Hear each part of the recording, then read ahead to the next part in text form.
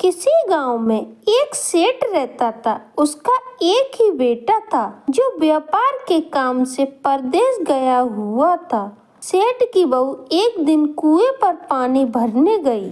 घड़ा जब भर गया तो उसे उठाकर कुएं की मुडेर पर रख दिया और अपना हाथ मुंह धोने लगी। तभी कहीं से 4 राहगीर वहां पर आ पहुंचे। एक राहगीर बोला, बहन मैं बहुत प्यासा हूँ, क्या मुझे पानी पिला दोगी? सेठ की बहू को पानी पिलाने में थोड़ी सी झिझक महसूस हुई क्योंकि वह उस समय कम कपड़े पहने हुई थी। उसके पास लोटा या गिलास भी नहीं था जिससे वह पानी पिला देती। इसी कारण वहां उन राहगीरों को पानी पिलाना उसे ठीक नहीं लगा। बहू ने उससे पूछा, आप कौन हो? राहगीर ने कहा, मैं एक यात्री हूँ। बहू बोली, यात्री तो संसार में केवल 2 ही होते हैं, आप उन दोनों में से कौन हो? अगर आपने मेरे इस सवाल का सही जवाब दे दिया तो मैं आपको पानी पिला दूंगी, नहीं तो मैं पानी नहीं पिलाऊंगी। बेचारा राहगीर उसकी बात का कोई जवाब नहीं दे पाया। तभी दूसरे राहगीर ने पानी पिलाने की विनती की। बहू ने दूसरे राहगीर से पूछा, अच्छा तो आप बताइए कि आप कौन हो? दूसरा राहगीर तुरंत बोल उठा, मैं तो एक गरीब आदमी हूँ। सेठ की बहू बोली, भैया गरीब तो केवल 2 ही होते हैं, आप उनमें से कौन हो? प्रश्न सुनकर राहगीर चकरा गया। उसका कोई जवाब नहीं सूझा तो वह चुपचाप हट गया। तीसरा राहगीर बोला, बहन मुझे तो बहुत प्यास लगी है, ईश्वर के लिए तुम मुझे पानी पिला दो। बहू ने पूछा, आप कौन हो? तीसरा राहगीर बोला, बहन मैं तो एक अनपढ़ गंवार हूँ। यह सुनकर बहू बोली, अरे भाई अनपढ़ गंवार तो इस संसार में बस 2 ही होते हैं, आप उनमें से कौन हो? बेचारा तीसरा राहगीर भी कुछ नहीं बोल पाया। अंत में चौथा राहगीर आगे आया और बोला, बहन मेहरबानी करके मुझे पानी पिला दो। प्यासे को पानी पिलाना तो बड़े पुण्य का काम होता है। सेठ की बहू बड़ी चतुर थी।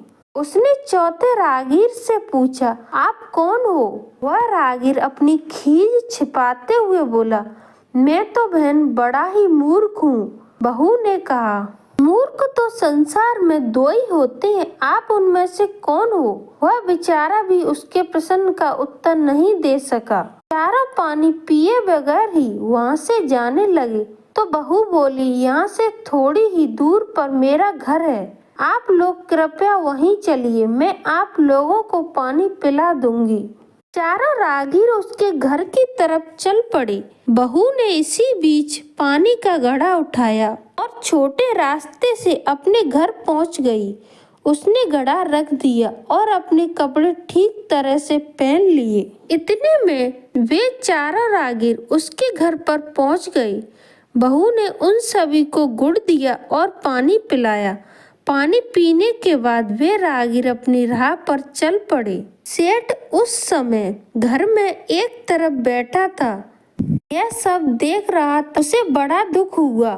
वह सोचने लगा, इसका पति तो व्यापार करने के लिए परदेश गया है और यह उसकी गैर हाजिरी में पराए मर्दों को घर पर बुलाती है, उनके साथ हंसती बोलती है। इसे तो मेरा ही लिहाज नहीं है। यह सब देख अगर मैं चुप रह गया तो आगे से इसकी हिम्मत और बढ़ जाएगी।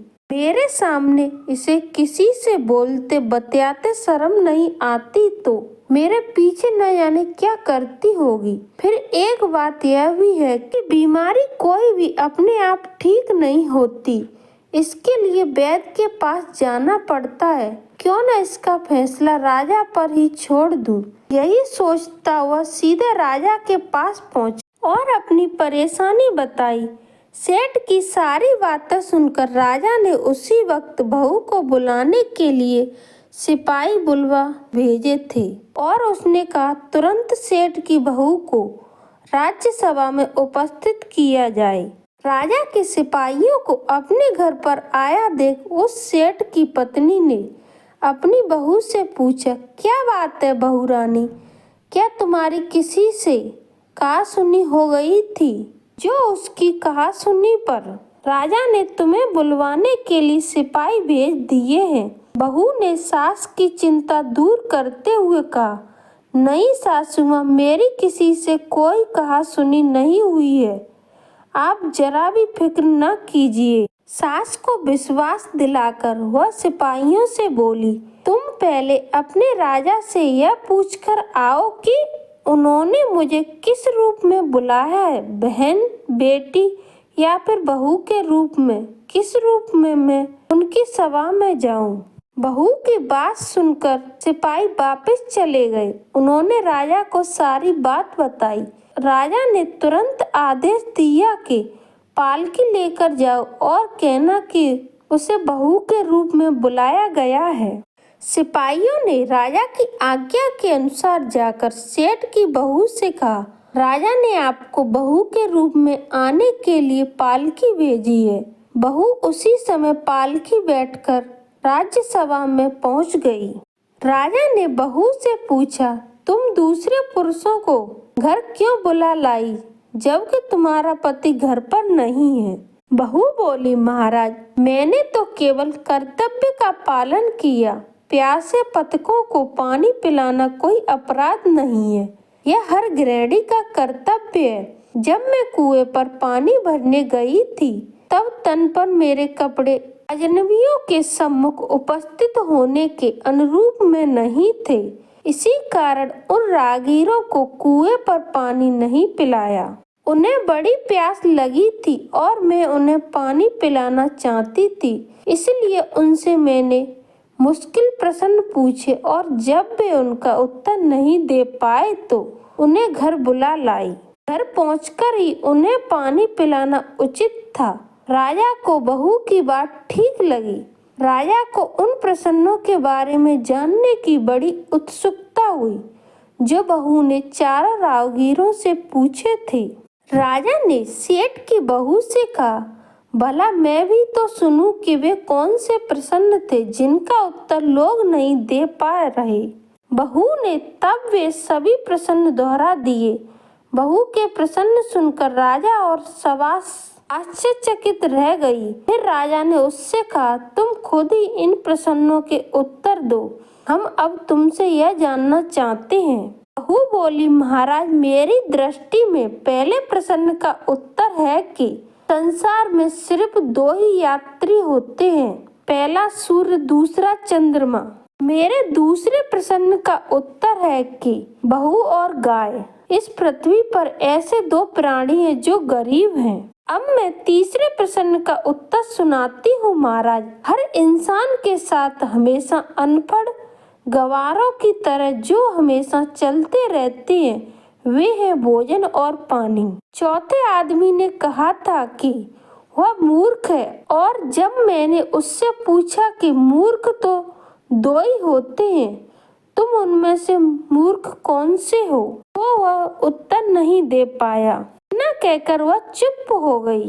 राजा ने बड़े आश्चर्य से पूछा, क्या तुम्हारी नजर में इस संसार में सिर्फ दो ही मूर्ख हैं? हाँ महाराज, इस घड़ी, इस समय मेरी नजर में सिर्फ दो ही मूर्ख हैं। राजा ने कहा, तुरंत बतलाओ कि वह दो मूर्ख कौन हैं। इस पर बहू बोली, महाराज, मेरी जान बख्श दी जाए तो मैं इसका उत्तर दूं। राजा को बड़ी उत्सुकता थी यह जानने की कि वे दो मूर्ख कौन हैं। तो उसने तुरंत बहू से कह दिया, तुम निसंकोच होकर कहो, हम वचन देते हैं तुम्हें कोई सजा नहीं दी जाएगी। बहू बोली, महाराज, मेरे सामने इस वक्त बस दो ही मूर्ख हैं। फिर अपने ससुर की ओर हाथ जोड़कर कहने लगी, पहले मूर्ख तो मेरे ससुर जी हैं जो पूरी बात जाने बिना ही अपनी बहू की शिकायत राज दरबार में की। अगर इन्हें शक हुआ ही था तो यह पहले मुझसे पूछ तो लेते, मैं खुद ही इन्हें सारी बात बता देती। इस तरह घर परिवार की बेइज्जती तो नहीं होती। ससुर को अपनी गलती का एहसास हुआ। उसने बहू से माफी मांगी। बहू चुप रही। राजा ने तब पूछा, दूसरा मूर्ख कौन है?